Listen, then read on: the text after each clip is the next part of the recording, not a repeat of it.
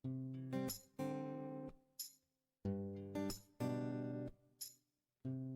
celebrity couple na sina Zanjo Marudo at Rhea Atayde ikinasal na, isang magandang balita ang gumulat ngayong araw sa publiko matapos masayang ibahagi ni Zanjo Marudo sa kanyang Instagram account na ikinasal na sila ng kanyang fiancé na si Rhea Atayde.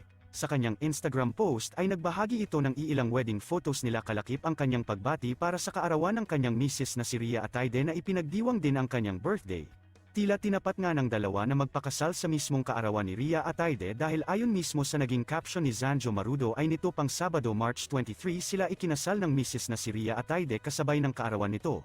Marami ding kumakalat na mga wedding photos nila ngayon sa social media kung saan ay makikita natin na nagkaroon sila ng isang simple at isang intimate civil wedding sa Quezon City kung saan kasalukuyang congressman ang kapatid ni Rhea Atayde na si Arjo Atayde. Makikita din sa mga larawan na mismong ang mayor ng Quezon City na si Joy Belmonte ang nagpakasal sa kanila.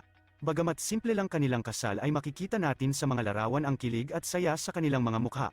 Marami naman ang nakapansin na tila minadali din umano ang kanilang kasal dahil matatandaang nito lamang nakaraang buwan ng February kasalukuyang taon nang sila ay ma-engage. Samantala, kasunod ng magandang balita na ibinahagi ni Zanjo Marudo na sila ay ikinasal na ng misis niya na ngayon na si Rhea Atayde ay agad namang bumuhos ng mensahe ng pagbati mula sa mga netizens at mga kilalang artista ang kanilang wedding.